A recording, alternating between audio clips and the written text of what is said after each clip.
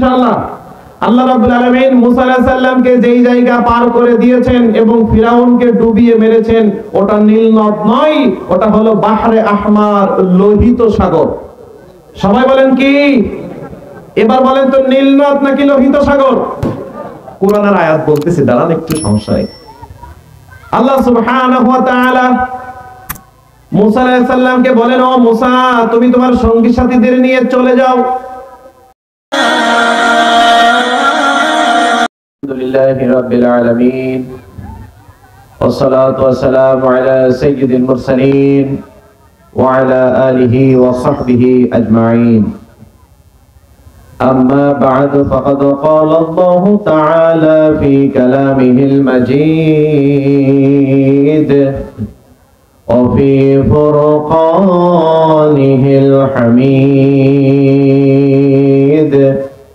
সকলে আমার সাথে পড়েন, আউযু বিল্লাহি মিনাশ শাইতানির রাজীম। বিসমিল্লাহির রহমানির রহিম।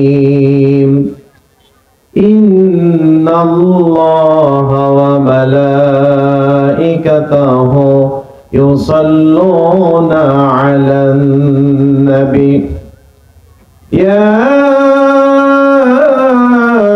আইয়ুহাল্লাযীনা আমানু সাল্লু আলাইহি ওয়া সাল্লিমু তাসলিমা। সবাই মহব্বতের সাথে পড়েন, আল্লাহুম্মা সাল্লি আলা মুহাম্মাদ ওয়া আলা আলি মুহাম্মাদ কামা সাল্লাইতা আলা ইব্রাহিম ওয়া আলা আলি ইব্রাহিম ইন্নাকা হামিদুম মাজিদ। আল্লাহুম্মা বারিক আলা মুহাম্মাদ ওয়া আলা আলি মুহাম্মাদ কামা বারাকতা আলা ইব্রাহিম ওয়া আলা আলি ইব্রাহিম ইন্নাকা হামিদুম মাজিদ। একটু ইকোটা বাড়াই দেন। সবাই আওয়াজ দিয়ে বলেন, সকল প্রশংসার মালিক কে? আল্লাহ। সেই আল্লাহর জন্য আমরা সকলেই পড়ছি আলহামদুলিল্লাহ। দুরূদ ও সালাম পাঠাচ্ছি বিশ্ব মানবতার মহান শিক্ষক সাইয়্যিদুল মুরসালিন খাতামুন নবিয়্যিন মুহাম্মদুর রাসূলুল্লাহ, সকলেই পড়ছি সাল্লাল্লাহু আলাইহি ওয়াসাল্লাম। আজকে ঝাড় বিলশা যুব সমাজের উদ্যোগে আয়োজিত বিশাল ঐতিহাসিক তাফসীরুল কুরআন মাহফিল। আজকের এই তাফসীরুল কুরআন মাহফিলের বর্তমান অধিবেশনের সম্মানিত সভাপতি মুহতারাম এটিএম মাহফুজার রহমান, ভারপ্রাপ্ত সুপার ঢাপশ্যামপুর খুশি দাখিল মাদ্রাসা মিঠাপুকুর রংপুর। আল্লাহ রাব্বুল আলামিন আমাদের উস্তাদের নেক হায়াত দান করুন। আল্লাহ রাব্বুল আলামিন তার উপরে রহমত বরকত বেশি বেশি করে বর্ষণ করুন। জোরে পড়েন আমিন। আজকে মাহফিলের প্রধান অতিথি হিসেবে আছেন জনাব মোহাম্মদ সাইফুল ইসলাম। কর্মব্যস্ততার কারণে আসতে পারেননি। আল্লাহ রাব্বুল আলামিন তাকেও ভালো রাখুন, সুস্থ রাখুন, ইসলামের পক্ষে রাখুন। জোরে পড়েন আমিন। বিশেষ অতিথিবৃন্দ আছেন জনাব মোহাম্মদ মাহমুদুন নবী চৌধুরী পলাশ, আরো আছেন জনাব মোহাম্মদ জাকির হোসেন। আমন্ত্রিত অতিথি আছেন জনাব মোহাম্মদ আশরাফুল আলম বুলেট, আরো আছেন জনাব মোহাম্মদ মমিনুর রহমান। আল্লাহ রাব্বুল আলামিন সকলকে ভালো রাখুন, সুস্থ রাখুন, নিরাপদ রাখুন। জোরে পড়েন আমিন। আমার আগে কথা বলেছেন মোহাম্মদ জুলহক হুসাইন, খতিব পৌর বাজার মসজিদ পীরগঞ্জ রংপুর।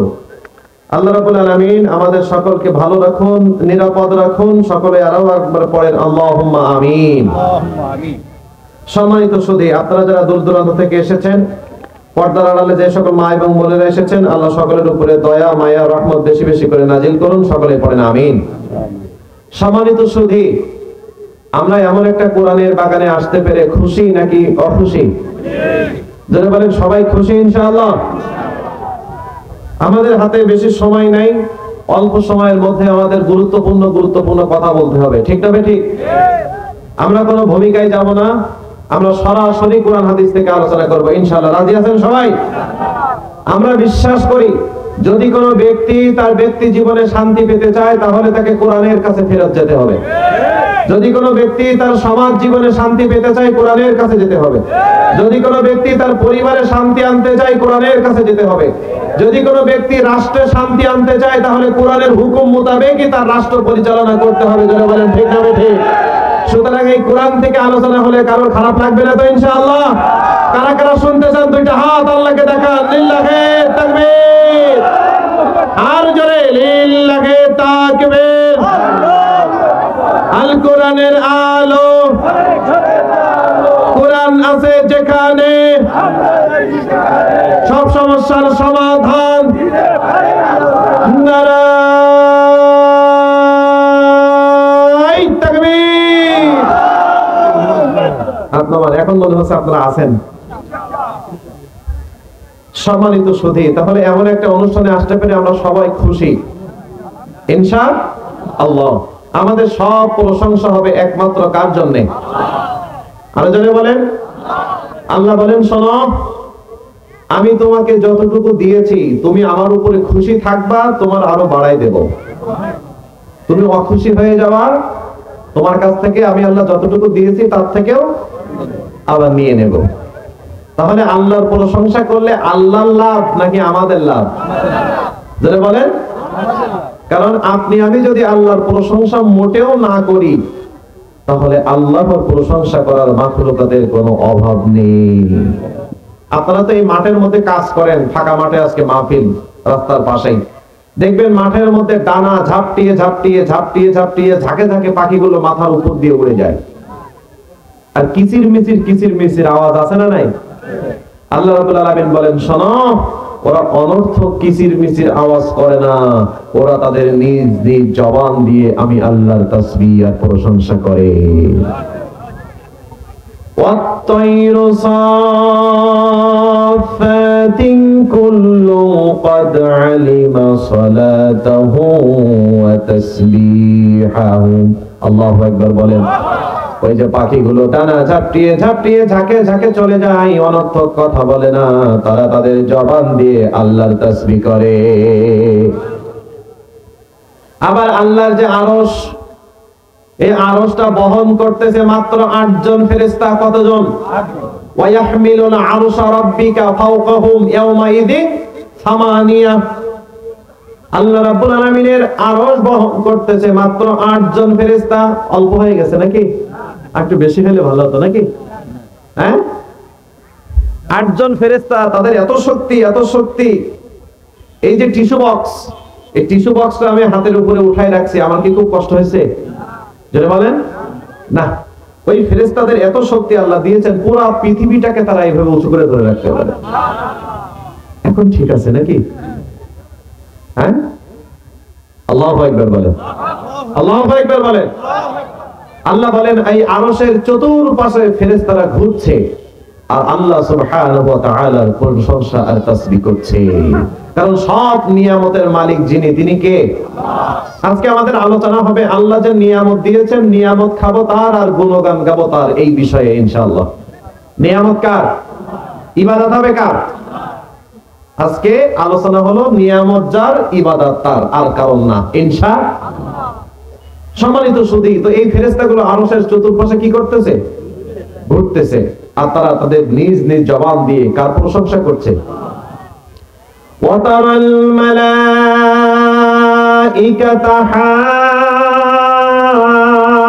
حَافِّينَ مِنْ حَوْلِ الْعَرْشِ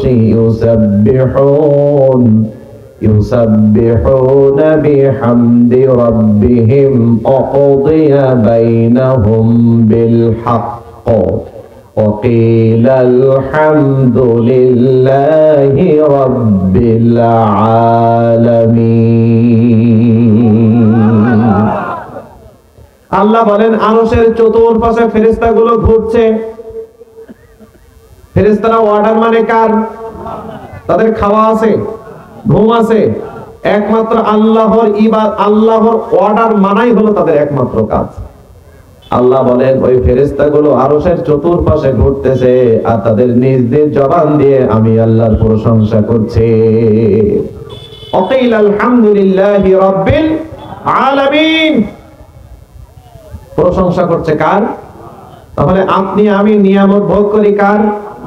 আপনাকে আমাকে সুস্থ রেখেছেন কে? হায়াত দিয়েছেন কে? খাবার দাবার দিয়েছেন কে? অক্সিজেন দিয়েছেন কে? অসুস্থ হলে সুস্থতা দেন কে? সব নিয়ামত কার? সুতরাং ইবাদত আর শুকরিয়া হবে কার? আল্লাহ সুবহানাহু ওয়া তাআলার নিয়ামত পেয়ে যদি বান্দা নিয়ামতের শুকরিয়া আদায় না করে তাহলে সে বেঈমান হয়ে যায়। আল্লাহটা খেয়ে যদি আল্লাহর বিরুদ্ধাচরণ করে তাহলে সে কি হয়ে যায়? বেঈমান হয়ে যায়। যদি বলেন তো আল্লাহ যতগুলো মাখলুকাত পৃথিবীতে সৃষ্টি করেছেন সব চাইতে রব্বুল আলামিন যাদেরকে বেশি সম্মান দিয়েছেন তারা কারা? আমরা। কারা? আমরা। আল্লাহ আমাদেরকে সব চাইতে সব সৃষ্টির মধ্যে বেশি সম্মান দিয়েছেন। আল্লাহ বলেছেন ওয়ালাকাদ কাররামনা বানি আদম, আমি তোমাকে সব কিছুর মধ্যে শ্রেষ্ঠত্ব দিয়েছি। আল্লাহু আকবার বলেন। এখন শোনো, আমি আল্লাহ তোমাকে সব সৃষ্টির মধ্যে শ্রেষ্ঠত্ব বানিয়েছি, জ্ঞান দিয়েছি, বুদ্ধি দিয়েছি, বিবেক দিয়েছি, শ্রবণ শক্তি দিয়েছি, দৃষ্টি শক্তি দিয়েছি। তোমার অন্তরে তোমার ভালো মন্দ বিচক্ষণ করার ক্ষমতা আমি আল্লাহ দান করেছি। আল্লাহি আল্লাহর কসম, যদি তুমি এত কিছু পেও আমি আল্লাহর প্রশংসা না করে, আমি আল্লাহর ইবাদত না করে মানুষের তৈরি করা বিধানের ইবাদত করো তাহলে উলাইকা কাল আনআম বাল হুম আদল, তুমি পশু পাখির চাইতেও নিকৃষ্ট হয়ে গেছো। জোরে বলেন ঠিক না বেঠে? কার কথা? আল্লাহ বললেন তোমাকে শ্রেষ্ঠত্ব দিয়েছি, এই শ্রেষ্ঠত্ব জায়গাটা তুমি ধরে রাখতে পারবে না, তুমি গরু ছাগলের নিচে নেমে যাবা। আমার কথা কি বোঝা যায় প্রিয় ভাইরা? তাহলে আমি শ্রেষ্ঠ, আমার মর্যাদা। প্রিয় ভাইরা কেউ একটু মনে কষ্ট নেবেন না, আপনারা কেউ মনে কষ্ট নেবেন না। আমি একটু বলি, একজন মন্ত্রীর মান সম্মান আর একজন খেটে খাওয়া মানুষের মান সম্মান কি এক? জোরে বলেন না। এখন খেটে খাওয়া মানুষ যদি একটা ভুল করে ফেলে, মানুষ বলে যে না লেখাপড়া খুব বেশি একটা জানে না, অশিক্ষিত মানুষ, গ্রামের সাধারণ খেটে খাওয়া মানুষ, ও একটা ভুল করে ফেলেছে, ও ভুল করতেই পারে। এখন বলেন তো মন্ত্রীর মুখ থেকে যদি একটা ভুল বাক্য বের হয় ফলাফল কি? ওই এক কথাকে কেন্দ্র করে লাখ লাখ মানুষ রাস্তায় নেমে প্রতিবাদ করে। আর একজন রিকশা চালক ব্যক্তি ভুল করলে মানুষ বলে ও রিকশা চালাই খায়, বাদ দে। কি বাজারে একটু গন্ডগোল হয়েছে, ঝামেলা হয়েছে, আস্তে করে হাত ধরে বলে আরে রিকশা চালাই খাই, শ্রমিক মানুষ, গ্রামের মানুষ, সাধারণ মানুষ, যা তোর কাছে তুই যা। একটা মাফ হয় আর মন্ত্রীর বিরুদ্ধে 1 লাখ মানুষ আন্দোলন করে। তার মানে তার মান সম্মানও বেশি, সেই জায়গা থেকে উল্টাপাল্টা কথা বললে তার অ্যাটাকও বেশি। আর একটা জিনিস আপনাদেরকে একটু বোঝাই প্রিয় ভাইরা, আমরা বাইসাইকেল চালাই না গ্রামে?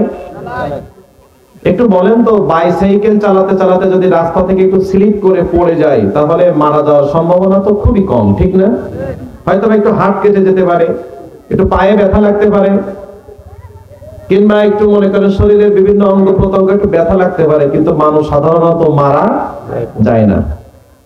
এবার বলেন তো বাইসাইকেলের মান সম্মান বেশি নাকি বিমানের মান সম্মান বেশি? বিমানে কারা চলাফেরা করে? আপনার মতো আমার মতো সাধারণ মানুষ, হ্যাঁ, এলিট পারসন, যাদের 45 মিনিট সময়ের তুলনায় 5000 টাকার টিকিট ভাড়া খুবই ন্যূনতম। তাদের কাছে এই সময়ের মধ্যে 20,000 টাকাও যদি খরচ হয়ে যায় তারপরেও তাদের জন্য এই 45 মিনিট সময় বেশি ইম্পর্টেন্ট। এমন আছে না নাই? যেমন আমাদেরও হয়, একটা প্রোগ্রাম ধরতে যাই বিমান ইউজ করা লাগে, তো ওই ক্ষেত্রে টাকার তুলনায় সময়টা আমাদের কাছে বেশি ইম্পর্টেন্ট হয়ে দাঁড়ায়। এখন আপনারা সবাই বসে আছেন, আমি যদি আসতে দেরি করি তা সবাই তো টাকাটাকি করবেন নাকি? আর কমিটিতে যিনারা আছেন তিনাদের মাথা দিয়ে তো ঘাম বের হবে যে বক্তা এখনো আসে না কেন, কি সমস্যা কি? এখন বলেন তো এই মুহূর্তে টাকার দাম বেশি নাকি সময়ের দাম বেশি? আপনারা 2-1 জন উঠে উঠে চলে যাচ্ছেন, আবার না এখন যাচ্ছেন না, মানে ওই সময়কার কথা বলতেছি। তাহলে 2-1 জন উঠে চলে যাচ্ছেন, বক্তা আসতেছে না, আরে তোমরা বক্তা নিয়ে আসবা বলে নিয়ে আসতেছে না, তোমাদের কথা ঠিক নেই, এইটা নেই সেইটা নেই। আমরা তো দেখতে চাই না যে কেন দেরি হচ্ছে, কিন্তু বক্তব্য তো দিয়েই যায়।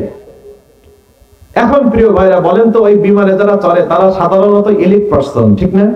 টাকা পয়সা আছে, বড় বড় চাকরি আছে, ব্যাংক ব্যালেন্স আছে। এবার বলেন তো, বাইসাইকেল থেকে পড়ে গেলে মৃত্যুর সম্ভাবনা নেই, কিন্তু যদি কেউ বিমান দুর্ঘটনার সম্মুখীন হয় বেঁচে ফেরার সম্ভাবনা কত পার্সেন্ট? 0%। এমনও বিমান দুর্ঘটনা আমরা দেখেছি 110 জন 20 জন যাত্রী সবাই মারা গেছে, আছে না নেই? তাহলে বাইসাইকেলের মান মর্যাদা কম, সেখান থেকে পড়ে গেলে মারা যাওয়ার সম্ভাবনা কম। বিমানের মান মর্যাদা বেশি, সেখান থেকে পড়ে গেলে মৃত্যুর ঝুঁকিও বেশি। এটা গেল এক। আর একটু সহজ করে বলি, আপনাদের এলাকায় আপনারা সাধারণত কোন চাউলের ভাত বেশি খান? না না, এই নামটা কি? নামটা কি? হ্যাঁ, 32, হ্যাঁ 29, ধরেন 29 ধরেন, 29 ধরেন। এই 29 চাউলের ভাত কিন্তু আজকে দুপুরে রান্না করে কালকে দুপুর পর্যন্ত পানি দিয়ে খাওয়া যায়, যায় নাকি যায় না? মনে করে রাতে খেয়েছেন, রাতে খেয়ে আপনার স্ত্রী পানি দিয়ে রাখছে, সকালেও খেয়ে মাঠে চলে গেছেন, মাঠ থেকে বাসায় এসে এত ক্ষুধা, স্ত্রীকে বলতেছেন খাবারের কিছু আছে, কয় কালকে দুপুরের ভাত রান্না করা এই পানি দেওয়া আছে, কয় ওইটাই দাও। আপনি কল চেপে চেপে একটু সুন্দর করে ধুয়ে কাঁচামরিচ পেঁয়াজ দিয়ে খেয়ে নিলেন। এই চাউলের কেজি কত? 50। এবার একটু বলেন তো প্রিয় ভাইরা, বিরিয়ানির পোলোয়া চাউলের কেজি কত? একটু ভালো মানে নিতে গেলে 150। তো আপনার এই 29-এর মান মর্যাদা বেশি নাকি পোলোয়া চাউলের মান মর্যাদা বেশি? বেশি। এবার বলেন তো, আজকে দুপুরে পোলোয়া চাল রান্না করেছেন, দুপুরে খাবার দাবার খাইছেন, বিকালে দিয়ে হাত দিয়ে দেখতেছেন একটু পানি পানি ভাব, সন্ধ্যার পরে দেখতেছেন আর একটু পানি পানি ভাব, যত নাড়া দিবেন তত গন্ধ বের হবে। এখন বলেন তো প্রিয় ভাইরা, এই ভাতটা, এই চাউলটা কি একটু পানি দিয়ে ধুয়ে খাওয়ার কোনো সম্ভাবনা সুযোগ আছে? জীবনে কোনো দিন কেউ খেয়েছেন যে বিরিয়ানির চাউল গন্ধ হয়ে গেছে একটু পানি দিয়ে ধুয়ে খাওয়া যায়? খাইছেন কখনো? আল্লাহি আল্লাহর কসম, 29 চাউলের মান মর্যাদা কম, তাই তার নষ্ট হওয়ার সম্ভাবনা কম। পোলোয়ার চাউলের মান মর্যাদা বেশি, আর ওর জায়গা থেকে যদি তার গুণগত মান নষ্ট হয়ে যায় তাহলে তার তাড়াতাড়ি বাগানে যাওয়ার সম্ভাবনা বেশি, ডাস্টবিনে যাওয়ার সম্ভাবনা বেশি। আল্লাহি আল্লাহর কসম, তাই যদি হয় তাহলে তাম পৃথিবীর মানুষের মধ্যে, তাম পৃথিবীর সব সৃষ্টির মধ্যে আল্লাহ মানুষকে সবার উপরে সম্মান দিয়েছেন। যদি বলেন ঠিক না ঠিক? আর এই সম্মানের জায়গা থেকে যদি কেউ সম্মান না ধরে রাখতে পারে, যদি কেউ আল্লাহর বিরোধিতা করে, যদি কেউ ইসলামের বিরোধিতা করে, যদি কেউ কোরআনের বিরোধিতা করে, যদি কেউ আল্লাহর একাত্মবাদের বিরোধিতা করে, আল্লাহি আল্লাহর কসম, তার মান মর্যাদা নষ্ট হওয়ার সম্ভাবনা বেশি। এমনকি আল্লাহ তাকে গরু ছাগলের চাইতেও নিচে নামিয়েছেন। জিল্লায় বলেন ঠিক না বেটে? তাহলে সম্মান যত বেশি, সম্মানের জায়গায় টিকে না থাকতে পারলে তার অপদস্থ। সাউন্ডটা ক্লিয়ার দিচ্ছে না। সম্মানিত সুধী, স্মুথ সাউন্ড হচ্ছে না, একটু জোরে কথা বললে আর সার্ভিস দিয়ে রাখতেছেন, একটু দাও বাড়াও, দেখো কিছু করা যায় কিনা। সম্মানিত সুধী, তাহলে আমরাই সেরা, সেরা জায়গাটা ধরে না রাখতে পারলে একেবার নিচে। সুতরাং আমরা যেহেতু সেরা, আমাদের কাজ করতে হবে সেরা সেরা। ধরে বলেন ঠিক না ঠিক? যদি এখান থেকে অপদস্থ জায়গায় চলে যায়, যদি আমরা ঈমানটা ধরে না রাখতে পারি, যদি আমরা আল্লাহর ভয় ধরে না রাখতে পারি, যদি আমরা জান্নাতের আশা না করে জাহান্নাম থেকে বাঁচার কাজ না করতে পারি, আল্লাহি আল্লাহর কসম, কিয়ামতের দিন কিন্তু কঠিন পরিস্থিতির সম্মুখীন আমাদের হতে হবে। ওই জন্য রব্বুল আলামিন বলেন, শোনো, তোমরা ইবাদত করবা আমি আল্লাহর, কারণ প্রত্যেকটা নিয়ামত আমি আল্লাহ তোমাদেরকে দান করেছি। তুমি ক্ষুধার্ত, তোমার পেটে ক্ষুধা নাই, আল্লাযী হুয়া ইত'ইমুনি ওয়া ইয়াসকিন। তুমি ক্ষুধার্ত, আমি আল্লাহ রাব্বুল আলামিন তোমাকে খাবার দিয়েছি, অন্য কেউ দেয় নাই। তুমি অসুস্থ, কেউ তোমাকে সুস্থতা দেয় নাই। ওয়া ইযা মারিদতু ফাহুয়া ইয়াশফিন। আমি আল্লাহ তোমাকে সুস্থতা দান করেছি, এটা অন্য কেউ দেয় নাই। সুতরাং আমি আল্লাহ তোমাকে খাওয়ালাম, আমি আল্লাহ তোমাকে সুস্থ রাখলাম, আমি আল্লাহ তোমাকে চক্ষু দান করলাম, কান দান করলাম, তোমাকে অন্তরকরণ দান করলাম। সুতরাং ইবাদত আর গোলামি দাসত্ব করবা একমাত্র আমি আল্লাহর, মানব রচিত তৈরি করা মতবাদের দাসত্ব চলবে না। যদি আল্লাহর দাসত্ব বাদ দিয়ে মানুষের দাসত্ব করো, তাহলে তোমার জন্য চরম জাহান্নাম অপেক্ষমান।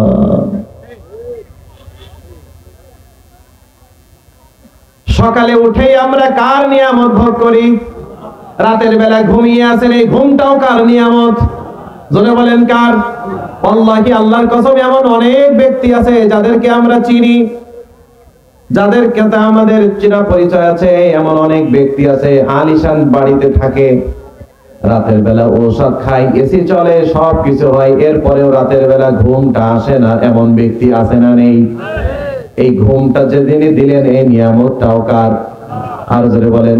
এমন অনেক মানুষ আছে রিকশার উপরে পিঠ লাগিয়ে শুতে দেরি, ঘুম আসতে দেরি না। ঢাকাতে আমি এক জায়গায় নামলাম, আপনার আরামবাগ, ফজরের নামাজের আগে। দেখি রাস্তার পাশে এক রিকশাওয়ালা ভাই রিকশার উপরে শুয়ে প্যাডেলের উপরে পা উঠাই দিয়ে মাথাটা এইভাবে করে দিয়ে, ওরে সর্বনাশ, কি জোরে নাক ডাকতেছে। আমি ওনার দিকে তাকালাম আর মনে করলাম, আল্লাহ, এই মুহূর্তে যদি পৃথিবীতে সুখী মানুষের তালিকা করা হয়, তাহলে এই ব্যক্তিকে মনে হয় বাদ দেওয়া যাবে না। সেখানে গাড়ির হরেন, ট্রাক, বাস, পিকআপ, মাইক্রো, আপনি কান ঝালাপালা হয়ে যাবে। আর এই জায়গার মধ্যে মনে হচ্ছে যে ট্রাকের হরেনের চাইতে তার নাক ডাকার শব্দ বেশি। তাহলে এই ঘুমটাও কার নিয়ামত? যারা বলেন কার নিয়ামত?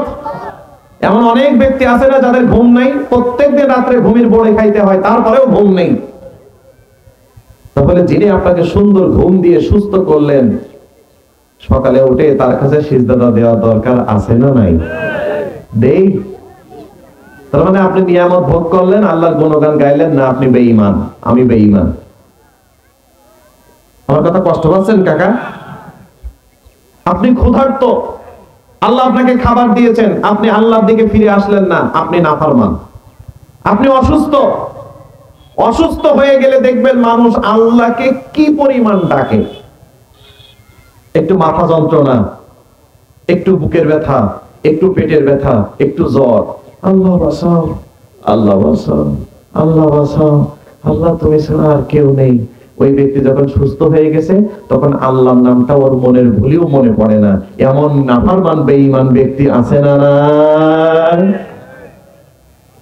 ওই জন্য আল্লাহর হাবিব সাল্লাল্লাহু আলাইহি ওয়াসাল্লাম বলেন, শোনো, তাআররাফ ইলাল্লাহি ফির রাখা ইয়ারিফকা ফিশ শিদ্দাহ। খেয়াল করে শুনেন, মুহাম্মদুর রাসূলুল্লাহ সাল্লাল্লাহু আলাইহি ওয়াসাল্লাম বলেন, শোনো, তোমরা তোমাদের সুখের দিনে তুমি আল্লাহকে ভুলে যাবা, তুমি যেই দিন দুঃখের মধ্যে থাকবা, তোমার আল্লাহ সেই দিন তোমাকে ভুলে যাবে।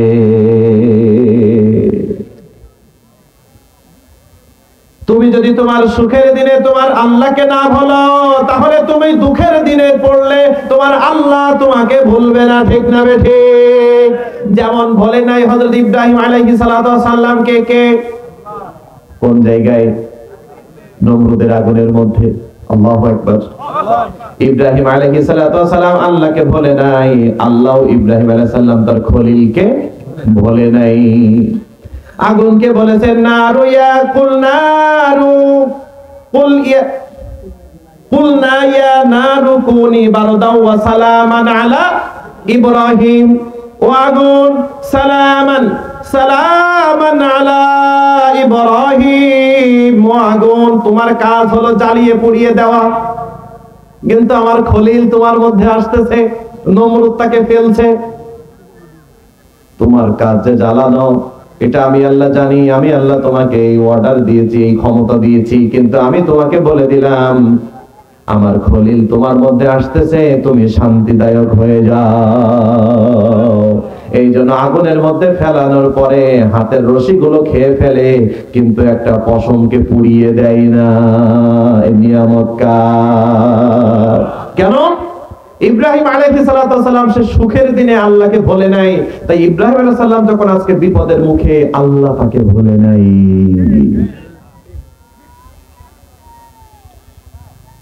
আল্লাহি আল্লাহর কসম, যদি আপনি সুখের দিনে আল্লাহকে ভুলে যান, দুঃখের দিনে আল্লাহ যদি আপনাকে আমাকে ভুলে যায়, তাহলে বিপদ থেকে উদ্ধার করবে কে?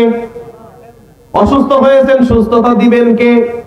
কিন্তু আমরা আল্লাহর প্রতি বিশ্বাস করি না, আমরা মানুষের প্রতি বিশ্বাস করি বেশি। ঠিক না বেঠিক? জোরে বলেন। আমরা আল্লাহর দরকার নাই, ইসলাম দরকার নাই, নামাজ রোজা দরকার নাই, আমরা আমাদের নেতাদের উপরে বেশি বিশ্বস্ত, আমরা আমাদের কর্মীদের প্রতি বেশি বিশ্বস্ত।